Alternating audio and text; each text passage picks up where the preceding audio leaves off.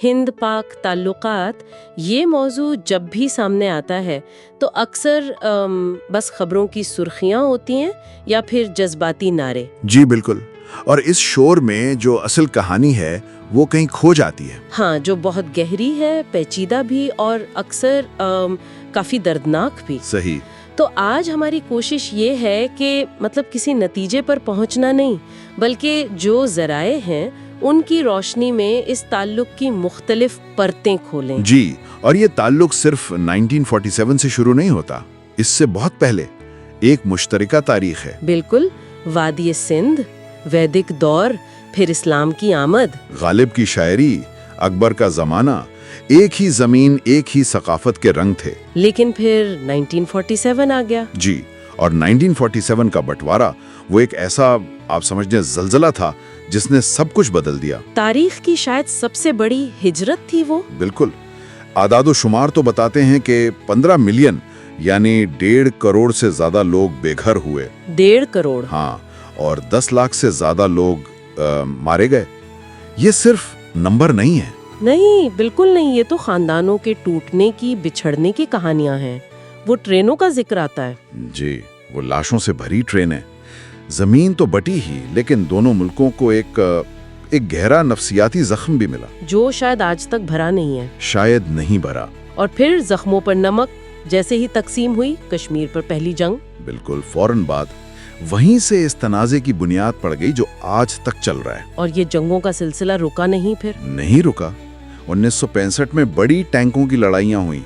پھر 1971 کی جنگ، جس سے بنگلہ دیش بنا. جی، جس نے نہ صرف بنگلہ دیش کو جنم دیا بلکہ پورے جنوبی ایشیا میں جو طاقت کا توازن تھا وہ بالکل بدل گیا. اور وہ 90,000 پاکستانی فوجیوں کا ہتھیار ڈالنا، وہ بھی ایک بہت بڑا واقعہ تھا. بہت بڑا.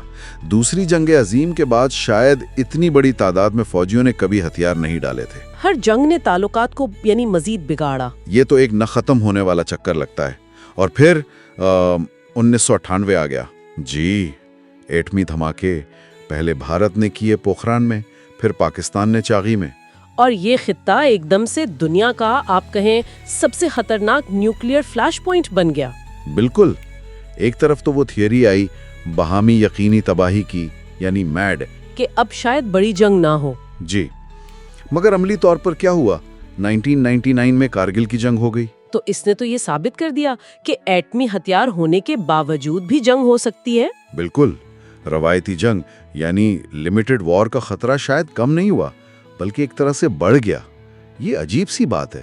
اور پھر 2000 کی دہائی میں دہشت گردی کا عنصر بہت زیادہ اہم ہو گیا. جی، یہ تعلقات میں سب سے کشیدہ عنصر بن گیا. 2001 کا پارلیمنٹ حملہ، پھر 2008 کے ممبئی حملے، پٹھان کوٹ، پلوامہ، ایک لمبی فہرست ہے. اور ہر واقعے کے بعد الزامات کا ایک طوفان. پھر وہ سرجیکل سٹرائکس کے دعوے. ہاں، یعنی سرحد پار کارروائیوں کے دعوے. اور دوسری طرف سے ان کی تردید. تو ایک جنگ تو زمین پر لڑی جا رہی تھی، دوسری بیانیے کی جنگ تھی جس نے بے اعتمادی کو اور گہرا کر دیا. بہت زیادہ. اس میں میڈیا کا کردار کتنا اہم رہا ہے؟ بہت اہم.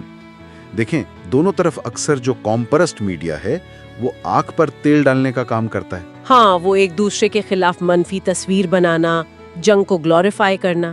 دہشت گرد ریاست، مقابلہ فاشسٹ ریاست، اس طرح کے لیبل عام ہو جاتے ہیں. عوام میں نفرت اور خوف بڑھتا ہے. جی، لیکن یہ بھی حیرانی کی بات ہے کہ اسکرین پر اتنی نفرت کے باوجود اگر آپ ثقافتی سطح پر دیکھیں تو بہت کچھ مشترک ہے. نصرت فتح علی خان ہو یا شاہ رخ خان، کرکٹ کا جنون، کھانے، وہ چیزیں تو سرحد نہیں دیکھتی. بالکل.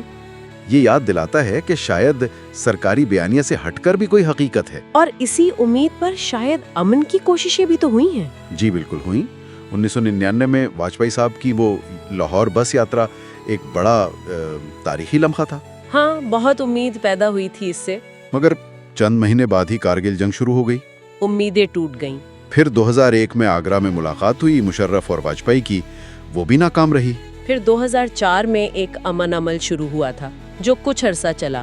جی، وہ جامع مذاکرات تھے، لوگوں کا آنا جانا بھی بڑا تھا. لیکن پھر 2008 میں ممبئی حملے ہو گئے اور سب کچھ ختم ہو گیا.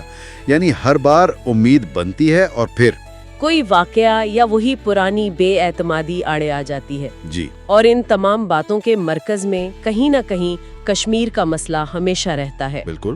پاکستان کے لیے وہ ایک نظریاتی، ایک انسانی حقوق کا مسئلہ ہے۔ بھارت کے لیے وہ اپنی سالمیت، اپنی خود مختاری کا سوال ہے۔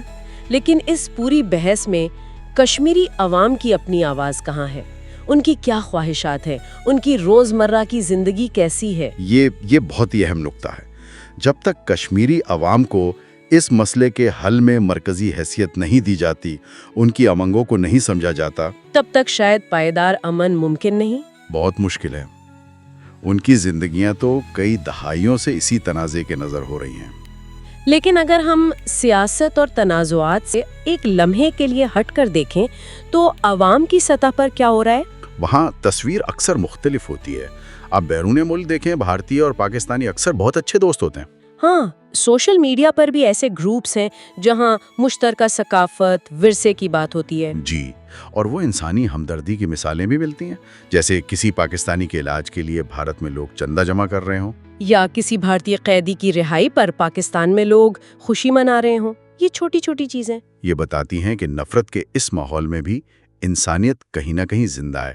تو کیا مستقبل کا راستہ انہی عوام کے درمیان رابطوں میں ہے؟ مجھے تو یہی لگتا ہے، اور ساتھ میں یہ سمجھنے میں کہ دونوں ملکوں کے اصل دشمن ایک دوسرے نہیں ہیں، بلکہ مشترکہ مسائل ہیں۔ جی، غربت، بے روزگاری، صحت کی سہولیات کی کمی، ماحولیاتی تبدیلیاں، انتہا پسندی، یہ اصل دشمن ہے۔ ذرا سوچیں، اگر وہ پیسہ جو ہتھیاروں پر خرچ ہوتا ہے، اگر وہ تعلیم پر، صحت پر، ٹیکنالوجی پر خرچ ہو، تو کیا ہو سکتا ہے؟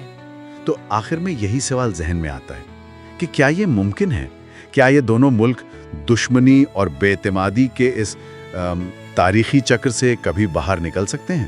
کیا وہ اپنی مشترکہ تاریخ اور اپنے مشترکہ چیلنجز کو بنیاد بنا کر ایک نئے مستقبل کی طرف جا سکتے ہیں؟ ایک ایسا مستقبل جہاں سرحدوں سے زیادہ انسانیت اہم ہو۔